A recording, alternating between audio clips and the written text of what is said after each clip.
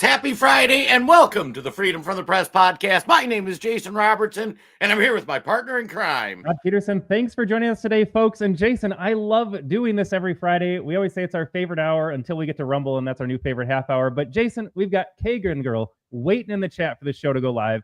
We have got Robert over on YouTube handing out $2 saying he's going to join in after a work call. Kagan Girl, thanks for joining us. Robert, thanks for the tip there today. And we got Joel on Facebook already saying that fools are united. I'm always curious, Jason. I never know which way that goes. Are we the two fools that are united, or are the Democrats out there the fools that are united? I got to say, Facebook's always really funny because you'll have somebody say something stupid like, oh my God, they're so idiotic. And then it's like, is he talking about me or is he talking about them or whatnot? Oh my God, we got Dee Dee, what's up, man? Francis. I mean, shoot, we get like a Fally and a Kev, and we're going to have the gang all here. And folks, this is going to be so fun.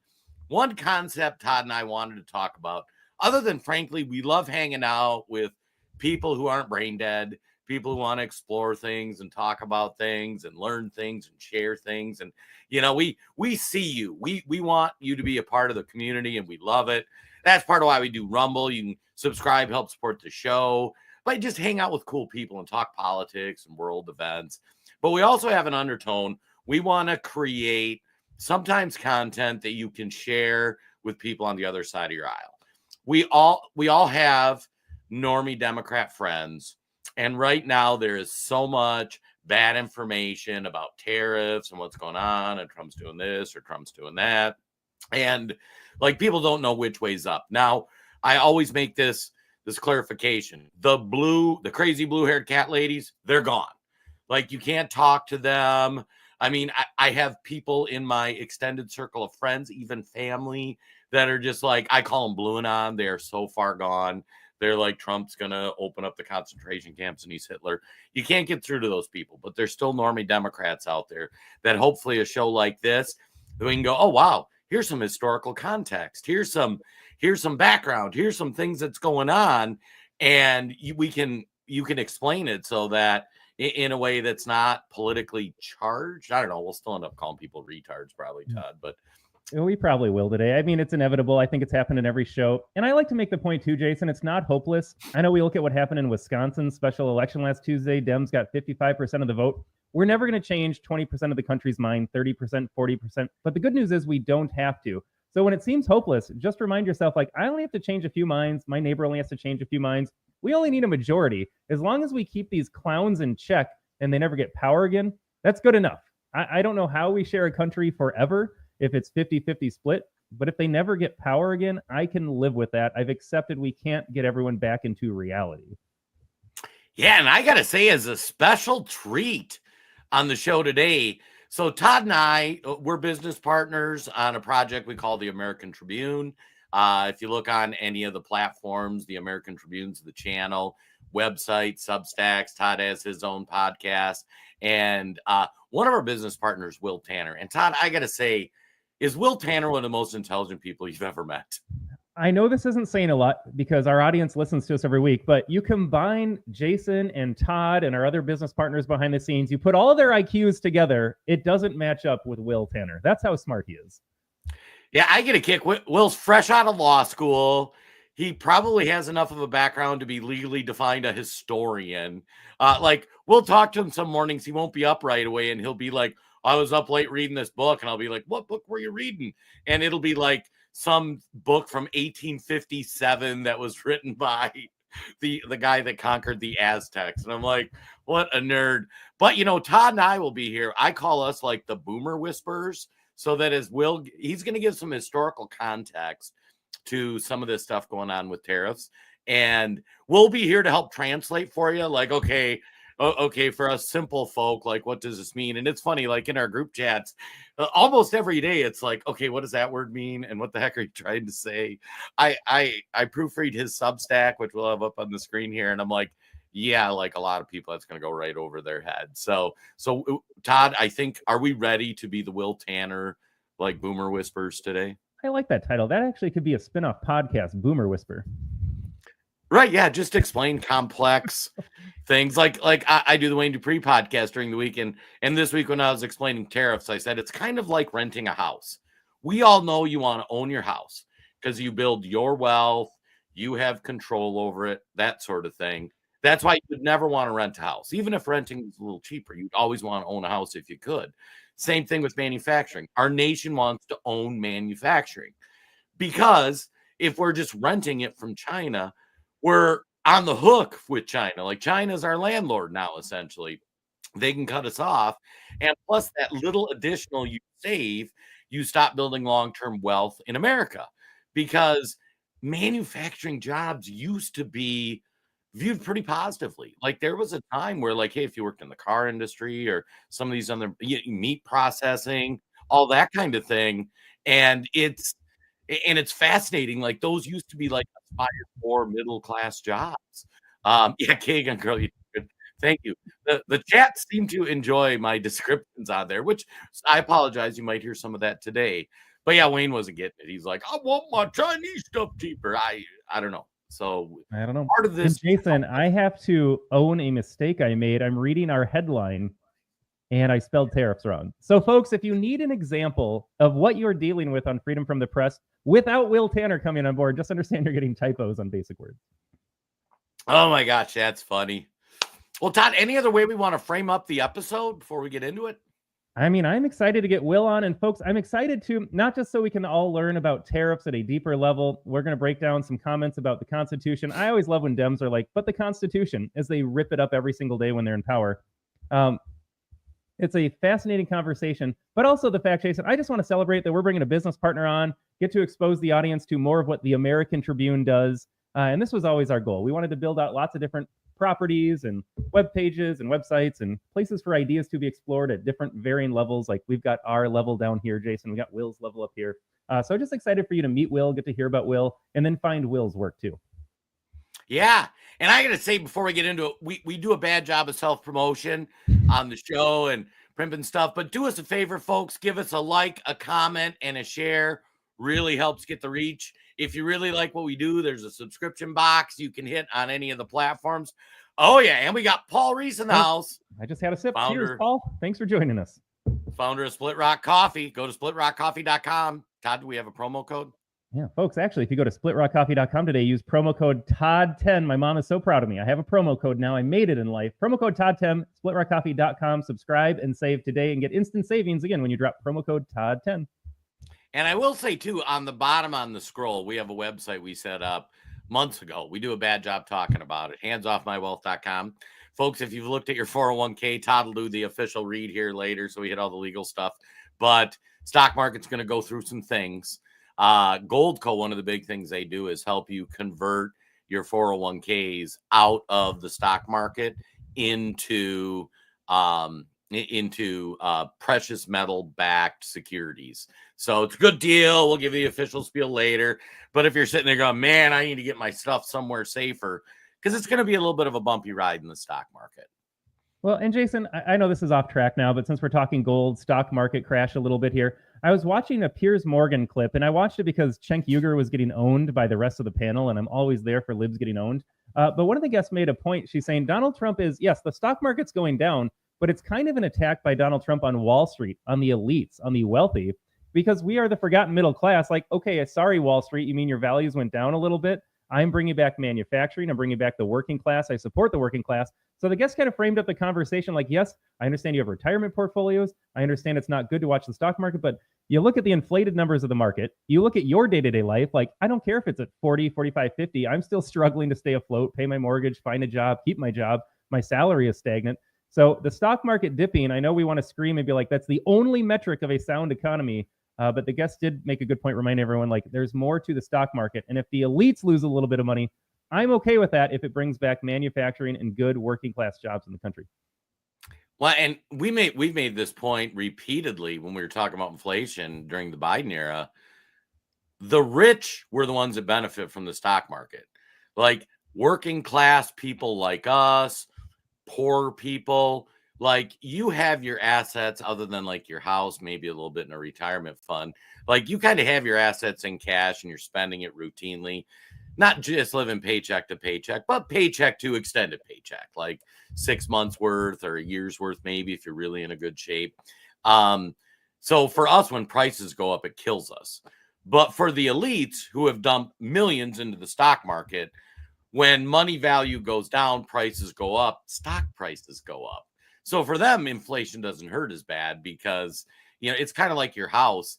I'll use the example, like my house keeps going up in value. It's not like my house got any better. It's that my money got cheaper, So, but I think, oh, go ahead. One more thing, Jason. This is from a left-leaning article, but just a reminder of the wealth transfer, because you brought this up. During the pandemic, America's billionaires grew their wealth by approximately $2 trillion. And do you know how much wealth regular Americans lost during the pandemic, Jason? $2 trillion. About $2 trillion. It was just a massive transfer of wealth to the elites. And so when I watch stock prices go down, yes, I understand my retirement is affected, but I also understand that the elites suffer far more from what Trump is doing with tariffs. We'll explain that a little bit more than what's happening to me. All right, Jason, we got to get to some clips before Will comes on. I was going to say, we got to start with, for those who don't know, Ross Perot was the first presidential candidate I ever voted for. 1992 election.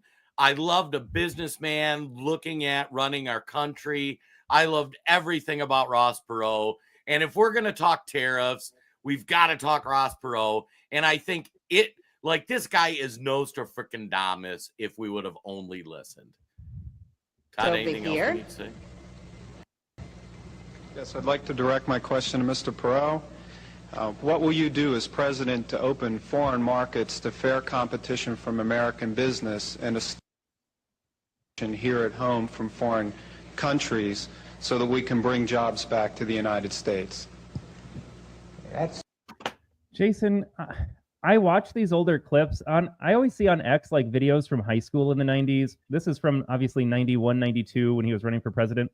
I'm always amazed at how measured people seem to be, how much more intelligent they seem to be. I can't imagine a world now in 2025 when you have some intelligent question offered by a man who is not melting down, dressed appropriately for the occasion. It was just a different time in so many other ways too. But let's hear Ross's response. Right at the top of my agenda. We've shipped millions of jobs overseas, and we have a strange situation because we have a process in Washington where after you've served for a while, you cash in, become a foreign lobbyist, make $30,000 a month, then take a leave, work on presidential campaigns, make sure you got good contacts, and then go back out. Now, if you just want to get down to brass tacks, first thing you ought to do is get all these folks who've got these one-way trade agreements that we've negotiated over the years and say, fellas, we'll take the same deal we gave you. And they'll gridlock right at that point because, for example, we've got international competitors who simply could not unload their cars off the ships if they had to comply. You see, if it was a two-way street, just couldn't do it. We have got to stop sending jobs overseas. To those of you in the audience who are business people, pretty simple. If you're paying $12, $13, $14 an hour for factory workers, and you can move your factory south of the border, pay $1 an hour for labor, hire a young 25, that's assuming you've been in business for a long time, you've got a mature workforce. Pay $1 an hour for your labor, have no health care, that's the most expensive single element, making a car, have no environmental controls, no pollution controls, and no retirement, and you don't care about anything but making money, there will be a giant sucking sound going south. So if the people send me to Washington, the first thing I'll do is study that 2,000-page agreement and make sure it's a two-way street. One last point here. I decided I was dumb and didn't understand it, so I called a who's who of the folks who've been around it. And I said, why won't everybody go south? They said, we'll be disruptive. I said, for how long? I finally got them up for 12 to 15 years. And I said, well, how does it stop being disruptive? And that is when their jobs come up from $1 an hour to $6 an hour and ours go down to $6 an hour, then it's leveled again. But in the meantime, you've wrecked the country with these kinds of deals. I've got to say, it's like you could run for president on that platform right now. I mean, like the year was 92. How many years ago was that? Like 30 years. He described exactly what would happen. jobs leave to Mexico. We've only increased costs for employers. We've only increased, all the things like healthcare is more expensive for employers, taxes, regulation. And he makes that point at the end, like the only time it starts balancing out is when you lower our living standards to their living standards. Yeah. And I know we're very self-deprecating on the show here. I know we're going to have Will come on and explain the details. Part of me too, Jason, is like, this is not a complex problem. The solution is really easy. You level the playing field and you put Americans first. I know a lot of the other weeds and conversations we can have are important, but at the end of the day, it's like, how are we not understanding this? Like in 2 minutes, Ross Perot laid it out in layman's terms. It's very straightforward what's happening here. It just goes to show you how powerful the brainwashing is and how low IQ Democrats are. I'm not using the R word. I'll call them low IQ, that they buy this narrative somehow that every other country can have tariffs and they're fine, but suddenly we implement tariffs to strengthen our own economy and workforce, and that's bad. At a certain point, this is all just ridiculous. Well, and it's funny because that's been a lot of the discussion I've been having on the Wayne's podcast with him is like, why on earth, nobody can explain it to me, why it's okay for country A to charge us 20% on our goods coming in when our cost of manufacturing is still higher because of all the things, regulations, healthcare, employment rules. So why can they charge us 20, but when we charge them 20, like suddenly the world is going to end. Suddenly it's this horrible thing. And it's like Todd and I are business partners. We do an equal split. At no point would it make any sense for us as business partners working together, say, I'm going to make 25, you make 15. Like that would be just stupid. But yet, why do we do that why do we allow these other countries to screw us over?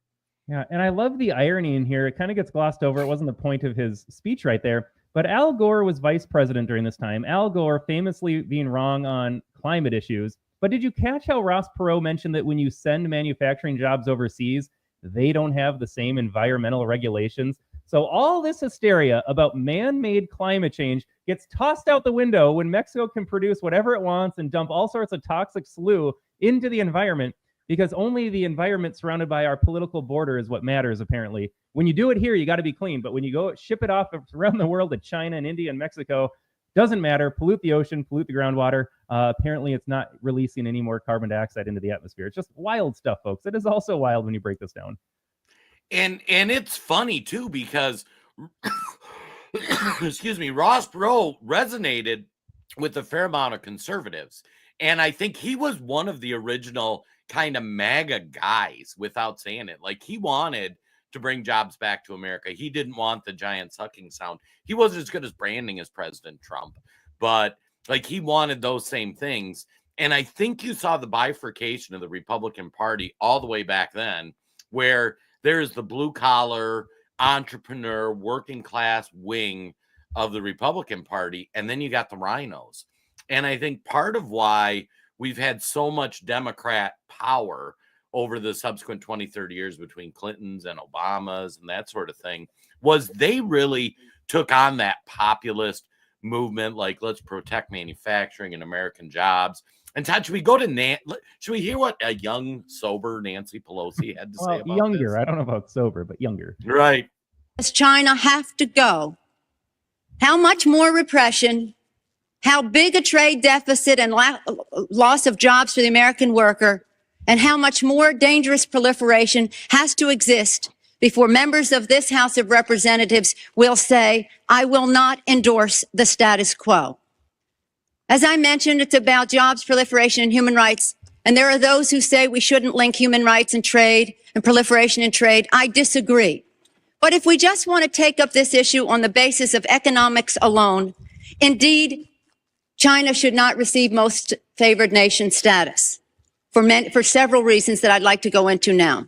I'd like to call the attention of our colleagues to this chart on the status quo that the business community is asking each and every one of you, each and every one of us. I don't know about you, Jason. This placard looks awfully similar to what Donald Trump held up when he said, I am signing reciprocal tariffs against nations. I don't know. Yeah, I was going to almost identical, if not entirely identical. I I was going to say this clip, it's funny, like going in a time warp, like young, maybe sober Nancy Pelosi. Like now you see this evil hag out there. So this is like 3-4 years after the first clip of Ross Perot. You see Democrats locking down on this narrative. Like we can't keep sending stuffs over. Like you look at that. We gave China most favored nation status. They were charging 35% on our stuff, and we were charging them too. And that was because we were trying to help them modernize. Now China's eating our lunch. But like this was a primary foundational talking point of the Democrat Party in the early 90s. And I was just pulling up a number here. Yeah, because it's so in Nancy Pelosi's world, when she's giving the speech and she's like, look, $34 billion trade deficit. Jason, just so our audience is aware, Google says the trade deficit is now $300 billion. So if it was a problem then, it seems safe to say that it is a problem now. All right, Todd. Now, we got 4 more minutes of the Nancy video. I don't think we need to subject our audience. I mean, Kev just showed up. Long live Ross Perot, 92. First vote for president I ever cast was that one. It was too good for us. Ross, Ron Paul, we have had our chances in America, but no. We like status quo, spineless Republicans. We like the lies from the Democrats. We're just going to operate in that little window back and forth. Yeah. Should we fast forward to 2008 Bernie Sanders? Bernie Sanders, a fascinating study. All right, let's listen to what Bernie had to say about tariffs. We need to not worry about manufacturing in America, because what we should establish is a policy of unfettered free trade. We don't need tariffs. What we need is to allow corporate America the freedom to throw American workers out on the street, people who are making 15, 20, 25 bucks an hour, healthcare, pensions, throw them out on the street, because somehow, Madam President, we are going to create wealth in America and good paying jobs in America as we shut down plants, we move to China, corporations there pay workers 20, 30 cents an hour, and we bring the product back into this country. And anyone who goes shopping in a mall knows how difficult it is today to find the product made in America. But that is the philosophy. And I have to say, in that regard, the champion, and he is honest on this one. Senator McCain has been criticized recently for not being the most honest candidate we have seen in terms of his ads and so forth. He has been honest on this one. He is the lead advocate of unfettered free trade. And that's an also important part of this right-wing ideology, that it is good for America that corporations can.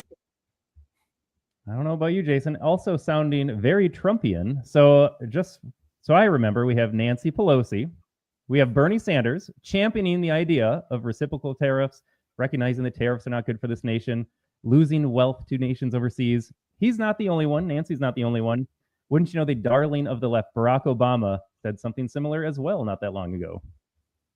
Fair trade deals like NAFTA that put special interests over workers' interests.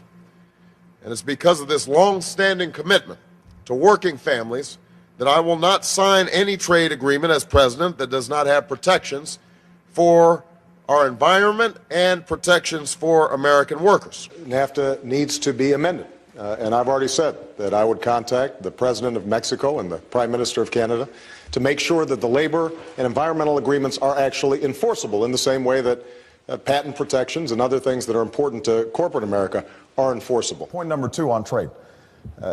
John is exactly right that you travel around South Carolina and you see the textile mills that John's father worked in, closed all over the region. And it is absolutely true that NAFTA was a mistake.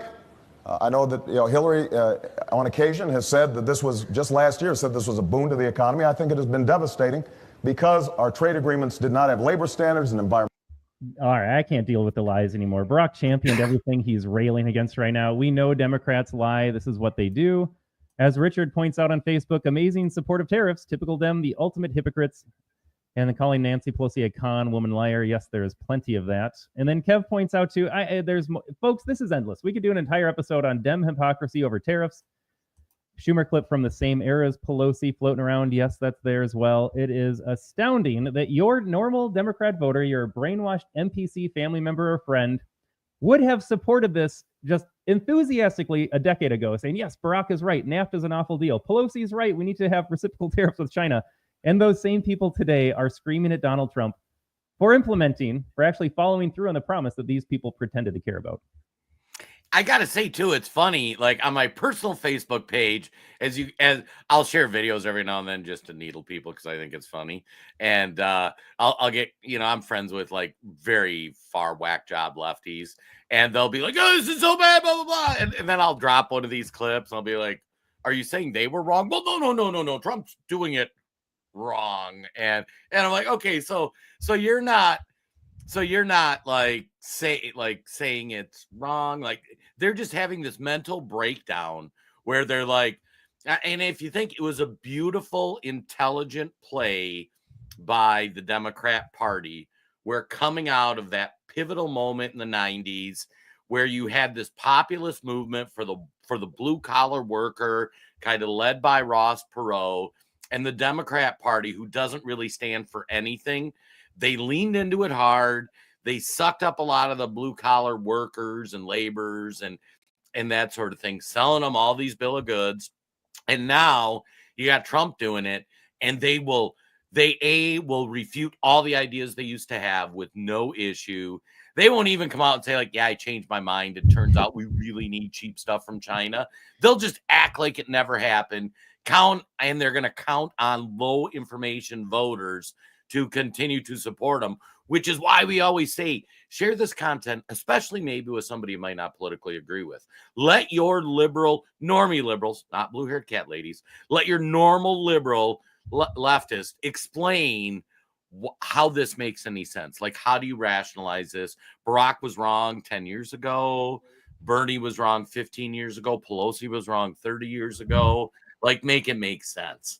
And you're not being mean if you point out that they're wrong. You can say that they're wrong about the issue and not be mean about it. All these people get triggered. Oh, no, it's not fair. There's no such thing as objective truth. Like, no. You guys are wrong right now. I'm helping you see how you're wrong because we've got to change their minds. But Jason, we have Will Tanner in the studio. Oh, my God. Everybody give a round of applause for Will Tanner. And howdy. There he is. How are y'all? Yeah. We're pretty I good. Say I was happy to see Barack Hussein Obama again after letting him and Big Mike slide into the background for the past 8 years, however long. But I guess it's funny.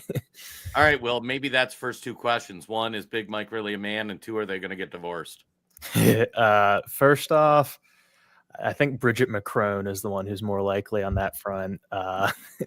Not too sure on Big Mike. Second, maybe if yet another chef suspiciously dies, but we'll see. I think, folks, if the stream ends, it's because we just went after Bridget McCrone, by the way. Our Facebook feed just got shut down in France.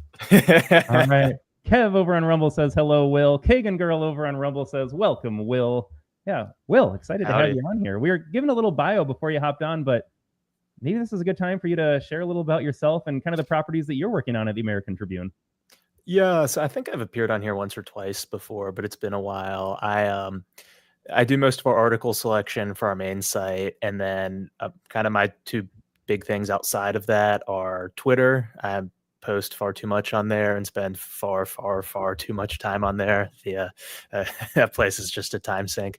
And I also do our Substack, where I focus mainly on colonial history and how it relates to America, particularly with a focus on communism and related subjects, equity, and all that.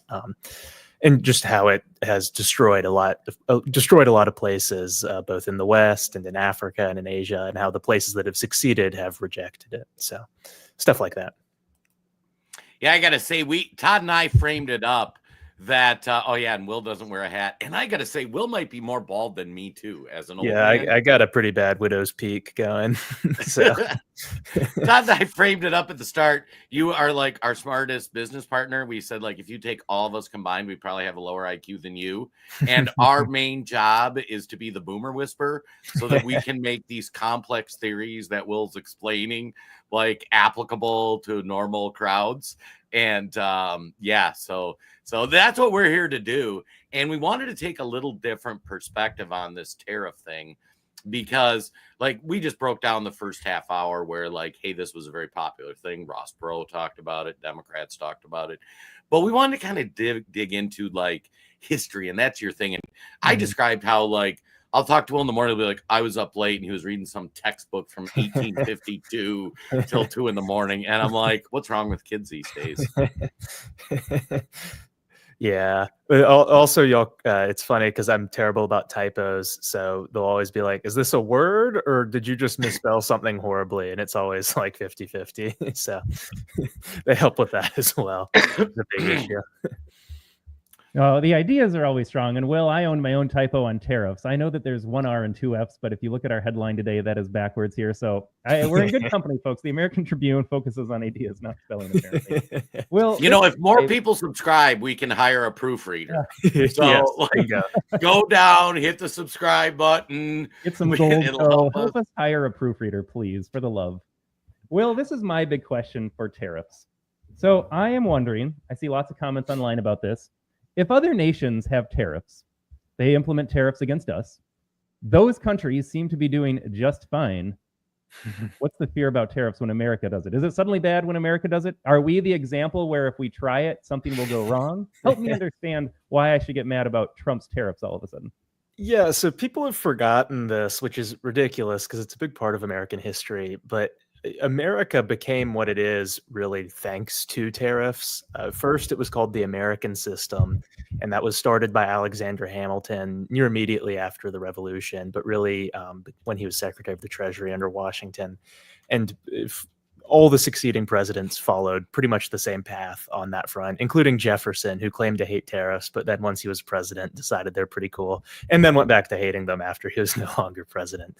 But it really, through like the 1840s, America was built by this system where we were protected from without by tariffs that let our manufacturing centers thrive, let entrepreneurs try and build things and see how they did without foreign competition crushing them. And then that money was directed toward internal improvements, first roads, turnpikes, canals, and then railroads, so that the country could be built up and we could thrive. And it worked really well, which is what they don't tell you. But the American system was a huge success. And the basis of that was really this guy named Friedrich List, who wrote a book called The National System of Political Economy, which is somewhat like the anti-Adam Smith. So whereas Smith focused on, you know, a country in a vacuum, what's the most efficient way to do things, which is really where free trade comes from. List said, well, if one country, say, starts off more developed than the other, like, say, Britain and India, when India was a colonial possession, it'll just be able to pour all these exports into that less developed country, and the less developed one will never be able to catch up because whatever it tries to start will just be crushed from exports from without. And that makes a lot of sense if you look at it. It's what America recognized and why we protected ourselves. And it's why every country today, other than us, did that. So if you look at East Asia, where you had all these hugely successful countries in the second half of the 20th century, Singapore, namely, but also South Korea, Japan, Vietnam to some extent, even Indonesia, which not much comes out of Indonesia, but they do have tariffs and they do have some textile things that do well. But all those countries realize that tariffs let them compete, let them develop their local industry, let things thrive so that they can have functioning jobs or functioning businesses within their borders instead of just kind of a Ponzi scheme, financial services economy paired with like tourist centers, which is where the West went to when it got rid of tariffs, particularly America. But they succeeded for those countries because what tariffs do, in addition to bringing in revenue for the government, is protect fledgling domestic businesses as they try and start and get going. And then once they are going, it protects them from slave labor in other economies where, you know, an American worker with tariffs doesn't have to like compete with the Chinese 10-year-old that's being forced to work at a mill for 15 hours a day, or the slave labor used to build your iPhone at Nike. So you don't have to compete with that with tariffs. Without tariffs, you do. And of course, it's impossible to compete with that. So to answer your question, and I know that was extremely long-winded, which I apologize for, I'm quite bad about. No, America won't be destroyed by tariffs. That's absurd. If you look at the countries that have succeeded really over the past couple centuries, but even over the past couple decades, it is countries that have high tariff barriers that protect their domestic manufacturing so that that industrial economy can thrive and provide relatively good jobs for their citizens and subjects. So America would be benefited, not hurt by that. I gotta say, Will, well, first of all, Todd's gonna do it. Oh, look at that quick. See, wasn't that like professional quality that was nice. video? Yeah, that was pretty smooth. Todd's going to pull up our American Tribune Substack where Will dives into some of these articles. And he's talking about houses are getting poorer. And maybe Todd, pull up that McKinley one. Or no, the one Will just did today. Did you drop that one yet, Will? No, it's not edited up yet. I had some other things going on this morning. Yeah. He's going to be dropping one this morning. But you touched on an interesting point that I wanted you to explore a little bit. And Kev kind of chimed in on it. We're still operating under the Marshall Plan where China is a developing country. So this is a wild concept. And like, I don't know how people don't understand this. When we have all these labor protections, environmental protections in America, like let's say we need a $20 an hour minimum wage and we need to pay healthcare and 12 weeks vacation. And then China literally has people caged into factories and they're jumping out of windows and stuff. And so that we can buy our iPhone for $50 cheaper. Like that's just a bad formula. But how did we get here legislatively or as a civilization where like we wanted to legitimately, people say, help China and so that we didn't just overrun them, but now it's gotten way out of hand? Yeah, so there are a couple things going on. One, as is noted with the Marshall Plan, when it was like 1946, America was the only country that hadn't just been leveled by the Second World War. I mean, even Russia, which came out kind of okay, they'd lost like 30 million people, whereas America, on the whole, didn't really lose all that many people compared to the other countries and hadn't been bombed at home. So we had a functioning industry, whereas Europe was just rubble, essentially from Moscow all the way to southern France. It was just destroyed. And, you know, Asia hadn't really developed much, and what had developed had been destroyed by the Japanese and Chinese and all the fighting. So after that, America was in a great position and said, well, you know, some of these things that we've been struggling with, say environmental regulation, because we don't really want the rivers poisoned, or pro-worker legislation, because we want people making more. Well, we're going to be able to handle this. We're able to have pensions for our employees or whatever. But we can afford it because our businesses are successful. But what was forgotten is that the businesses were relatively successful because they had zero competition, because the rest of the world was rubble. American manufacturing capacity was, I think, over half of the world's in the 50s, just because we had no competitors. So of course our businesses could do well. But then that turned into this scheme for global development that emerged during the Cold War and really took on a life of its own in the years following, where America said, well, we're going to develop the world, and that's going to be great for unclear reasons. And attendant to that are these various categorizations of, you know, what is a country labeled as, because that impacts what it can get away with in the trading system. So China essentially got labeled as a developing economy or developing country, which means that all the stuff America, in terms of working with like the IMF and similar groups, isn't allowed to do. Tariffs, subsidies, state-owned enterprises, all this crap that the Chinese do constantly. America can't get away with that, but China, because it's a developing nation or labeled as such, can, which gives it a huge advantage, because when Huawei, for example, is competing with AT&T or kind of similar American telecom manufacturers, if your entire business is backstopped by the state, which wants you to just sell cheap stuff to Africa and Europe so that they can be spied upon by this hardware, then of course you're able to sell it for cheaper than if you have shareholders and you're trying to compete for profit. So China gets away with that. America doesn't. And America is no longer the world's manufacturing hub. We still produce some stuff, but it's nowhere near like 60% of the world's manufactured output like it was after the Second World War. So that's where we get into these issues, where American workers, because of free trade, because we took down our tariff barriers in the 50s when we didn't need them, are being forced to compete not only with essentially slave labor, but also with a regulatory scheme that is stacked against them just because of how America has entered these globalist trading pacts. And it's all just been a disaster for Americans. We can either protect our country from without and have a functioning economy within, or we can let the Chinese use 1 billion industrial slaves to try and outcompete Americans. And, they have no environmental regulations. They have no worker protections. They have none of these things that I think we generally see as good. And that means they can produce things for far, far less than we can, that's why the Rust Belt is the Rust Belt, essentially. Yeah, and we want to dive into your article on McKinley too. And folks, you can find all these articles at the AmericanTribune.news. That's a separate property from the AmericanTribune.com. So Will writes these Substack articles. It's a lot meatier. It's some things that big tech doesn't want to monetize over on our main website here. It gives Will a larger chance to go deep into things here. Oh, we got Fally in the chat. Good morning, Fally. Will, I heard Although you Fally's on about Facebook. Fally still can't log into Rumble. All right, give me your login, Fally. I'm going to get your Rumble working again for you here. And I know we're going to dive into the idea of tariffs, but Will, you were talking about this. Ross Perot mentioned this on the first clip that we played in the show today. And I'm going to focus on Dems because Dems are the ones screaming right now. And I'm going to include rhinos as part of the Dem machine as well.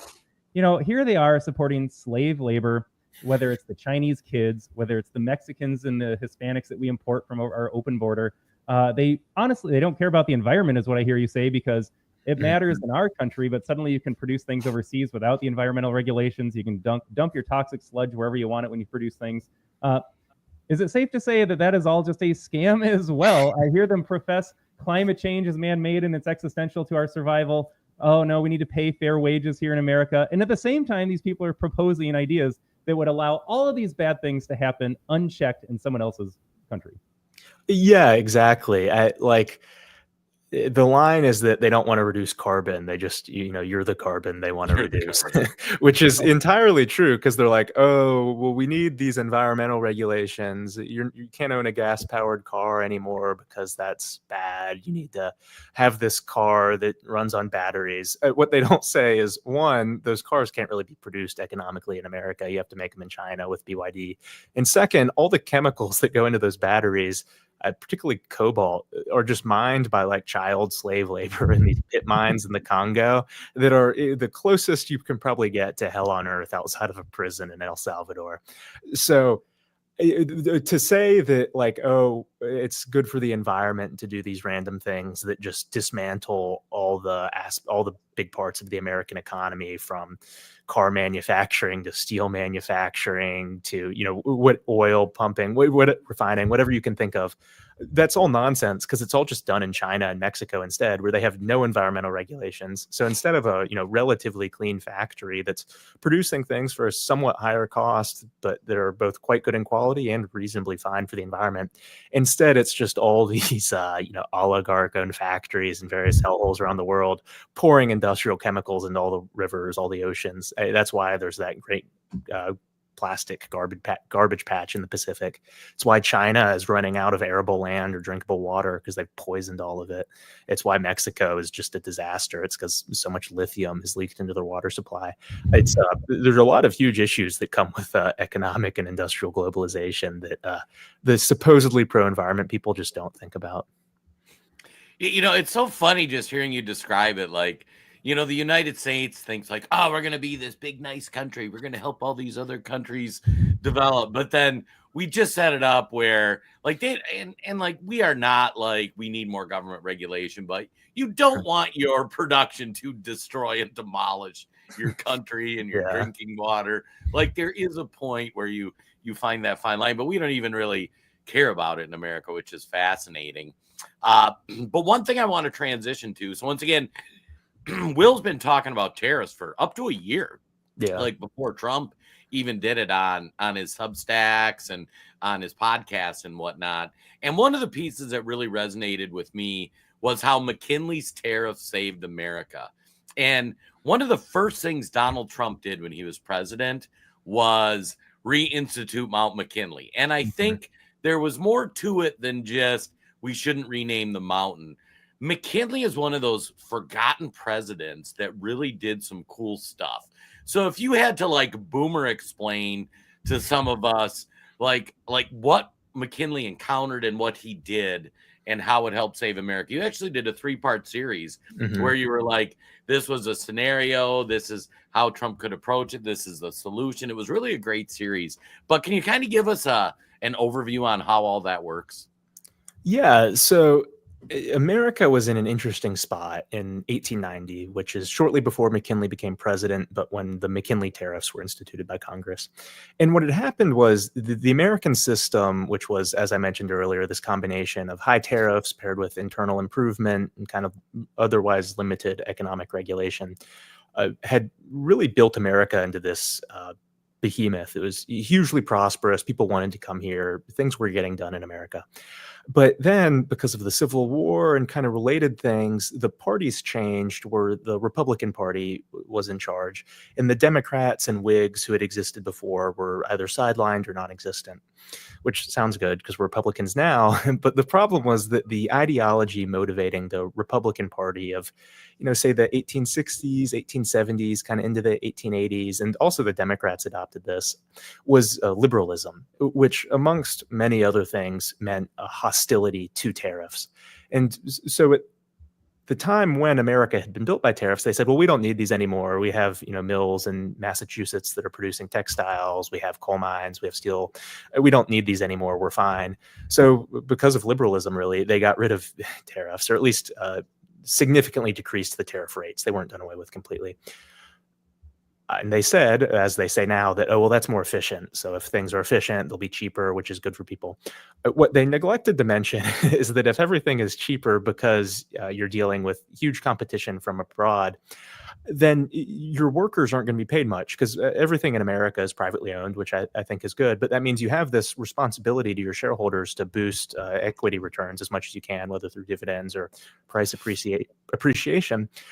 So if you can't make large profits anymore because the goods are so much cheaper because of this foreign competition, and you need to keep your stock price up and dividends paid and interest paid, really the only thing left to do is to cut worker wages. And that's particularly true in a gold standard system, which I'm also generally for, but it has some issues, namely deflation, in that agricultural goods, near commodities like steel, commodities like iron and coal, under a gold standard system where the amount of money is stable, which until the 1890s, it was really a very limited amount of gold we had for the gold standard, prices go down significantly. So workers are, which sounds good, except that workers get their wages cut hugely, which happened over this period. And I know that's long-winded, but it's important because it sets up McKinley, where he comes in and says, labor and capital, really because of foreign competition that we have allowed, just at each other's throats. They hate each other. They're always fighting. There's these huge riots. Like if you look up the Haymarket riot, that's an anarchist bombing kind of caused by this labor capital dispute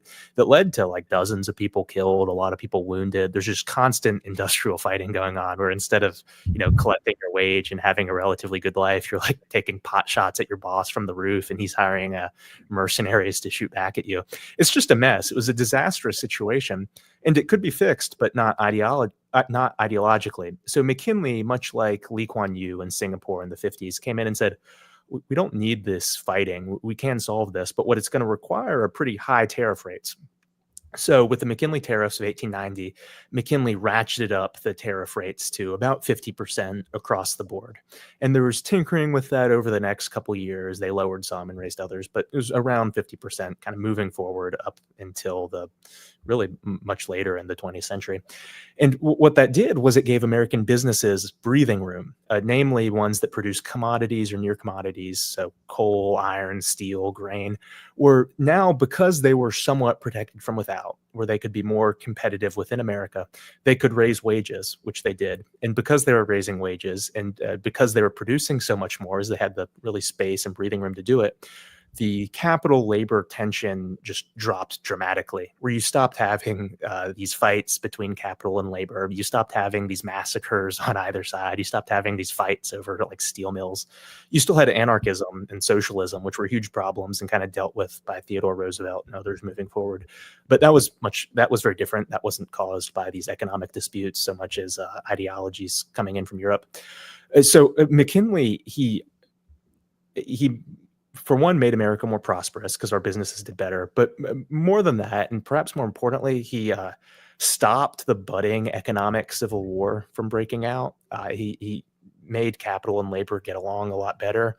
And because of that, we didn't enter a period like, say, England, which had free trade policies did, where you have general strikes crippling the country. You just have constant fighting. You have all this socialist legislation that starts taxing away people's wealth.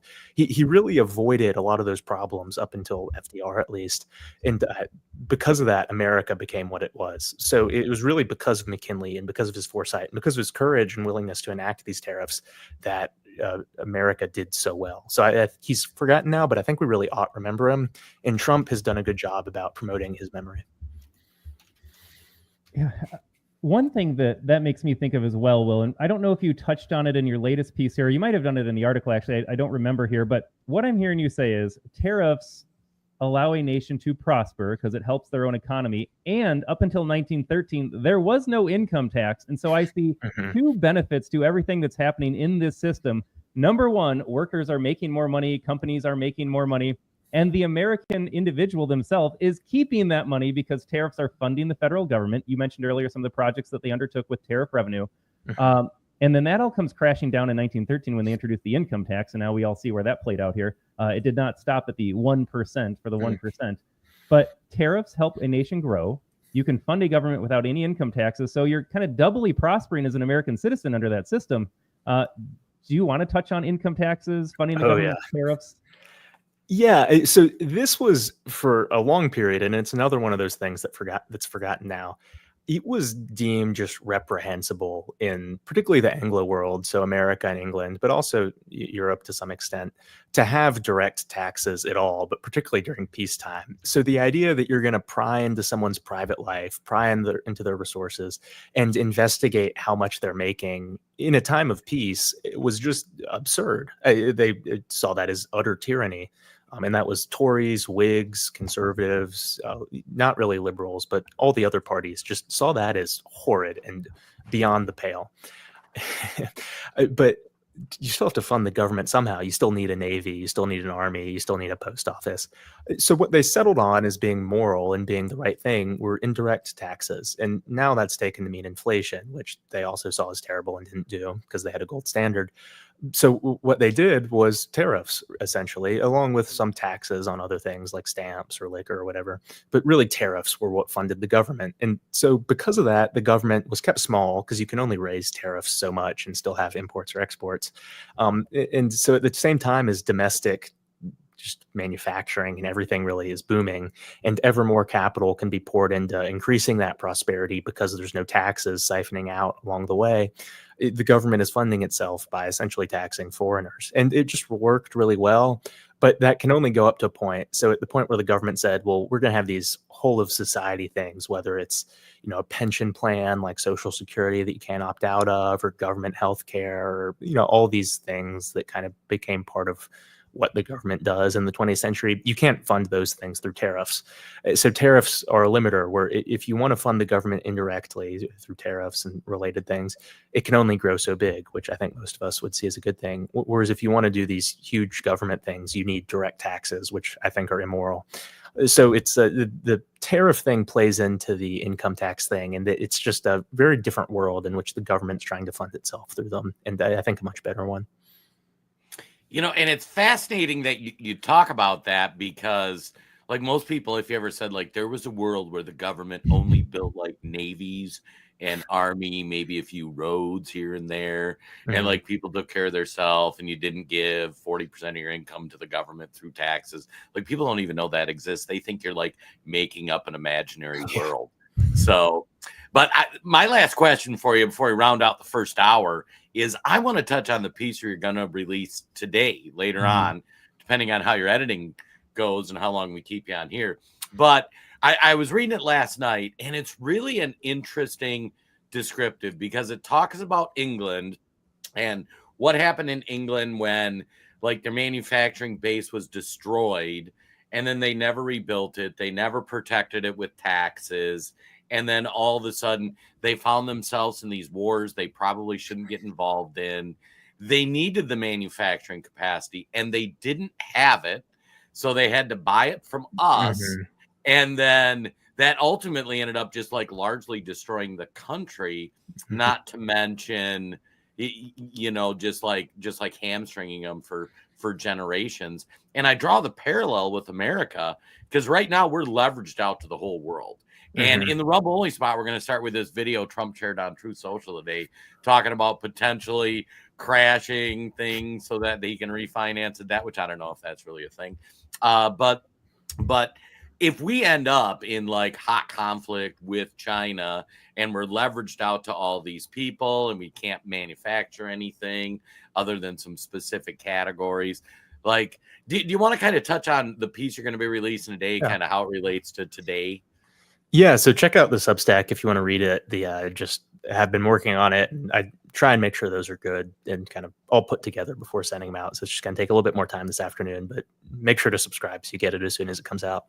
But I look at England and see kind of an America, a future of America if we don't change our path, because it's this place that used to be really prosperous and really free, which we don't think about now, but America, or the England of, a century ago, was much like the America of not that many years ago, when you could just kind of do whatever. You weren't taxed that much. People were happy and free. That's rose-tinted glasses, but it was largely true. It was a good place. It was a prosperous place. But then it got all this socialist legislation, and that just destroyed it. The place is obliterated. It's kind of like South Africa in that regard, where bad government really destroyed a place. So it's a helpful lens to look at because it's so similar to America in so many ways. And what you see if you examine England and really the course of empire was, we look at debt now and it's bad, but from like 1756 to 1815, England was fighting just constant wars in America, in the Caribbean, on continental Europe, just against us, against Napoleon, against the French. It was a lot of wars, and their debt went to like 250% of GDP, which that's like, I think, more than Japan has now. It was just a disaster. But they were able to pay it off, and it wasn't really that big of a deal for the country. They didn't even have income taxes after the Napoleonic Wars ended, and the debt wasn't an issue.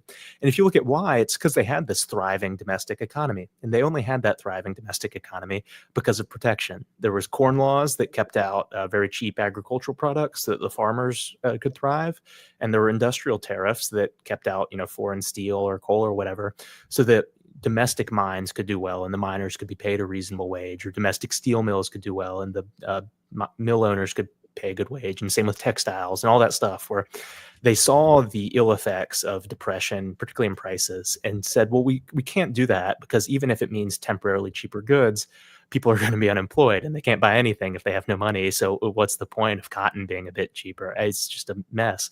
So instead they protected it. And because they protected it, they just had this thriving industry. I mean, they were the place where the Industrial Revolution got started. They built railroads that covered the country.